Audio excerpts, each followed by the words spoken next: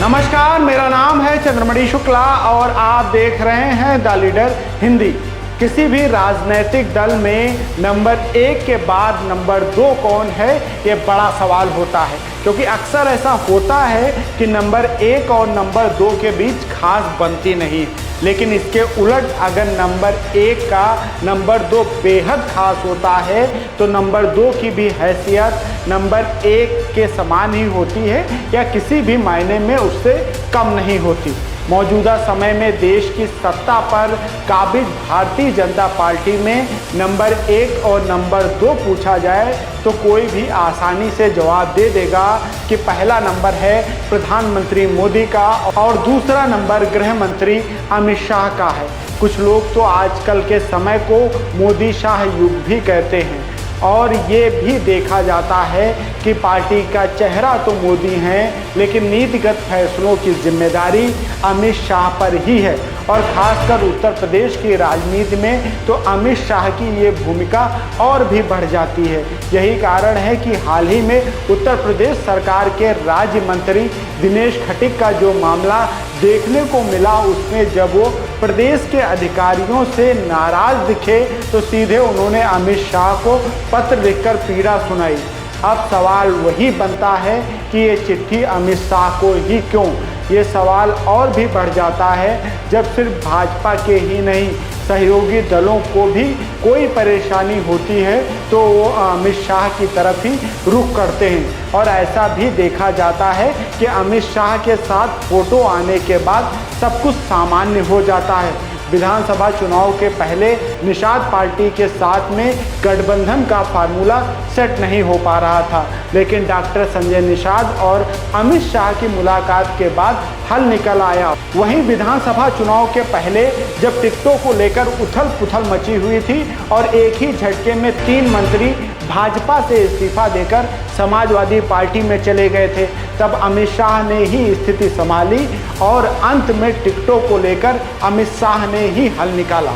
इसके साथ ही उत्तर प्रदेश के मुख्यमंत्री के रूप में योगी आदित्यनाथ के चयन में भी अमित शाह की महत्वपूर्ण भूमिका रही थी, जिसका उन्होंने कई बार सार्वजनिक मंचों से भी जिक्र किया है।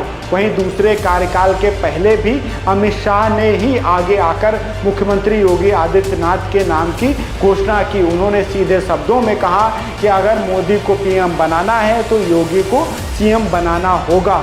वहीं अभी हाल ही में राष्ट्रपति चुनाव में भी देखा गया जब ओम प्रकाश राजभर ने अमित शाह से मुलाकात करने के बाद में अपना पाला बदल दिया और उन्होंने अपने विधायकों सहित एनडीए प्रत्याशी द्रौपदी मुर्मू का समर्थन किया। सवाल हर बार वही उठता है कि शाह अब ना बीजेपी के राष्ट्रीय अध्यक्ष हैं और ना ही उत्तर प्रदेश के प्रभारी, फिर उत्तर प्रदेश सरकार और संगठन से जुड़े हर सवाल का जवाब उनके पास क्यों तलाशा जाता है, जिसका जवाब है कि वो उत्तर प्रदेश की राजनीति की नब्ज को बड़ी बारीकी से समझते हैं। जो इस समय भाजपा का अजय दुर्ग दिखाई पड़ रहा है उसे अमित शाह ने ही तैयार किया है। यूपी में उनकी जब प्रभारी के तौर पर एंट्री हुई थी तो उस वक्त विधानसभा में भाजपा के 47 विधायक और लोकसभा में सिर्फ 10 सांसद ही थे। अलग अलग खेमों और गुटों में बटी भाजपा को नए संगठन का स्वरूप दिया, नए संगठन मंत्रियों को जिम्मेदारी सौंपी, संगठन में नए युवा चेहरे भी तैयार किए। पटेलों की अहमियत समझते हुए अपना दल के साथ में गठबंधन किया और सहयोगी दलों के साथ मिलकर 73 लोकसभा सीटें जीती।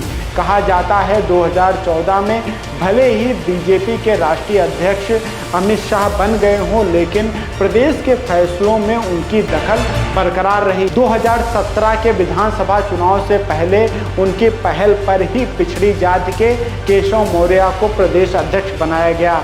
शाह ने ही सुभाषपा के साथ में गठबंधन किया और उस रणनीति का असर भी दिखा। विधानसभा चुनाव में बीजेपी को सहयोगियों के साथ 325 सीटें मिली। इसके साथ ही 2019 और 2022 के चुनाव में भी भाजपा की जीत में अमित शाह की महत्वपूर्ण भूमिका रही। इससे उम्मीद लगाई जा सकती है कि 2024 के चुनाव में भी अमित शाह की चाणक्य की भूमिका रहने वाली है। अगर आपको हमारे वीडियो पसंद आ रहे हैं तो लाइक करें, सब्सक्राइब करें।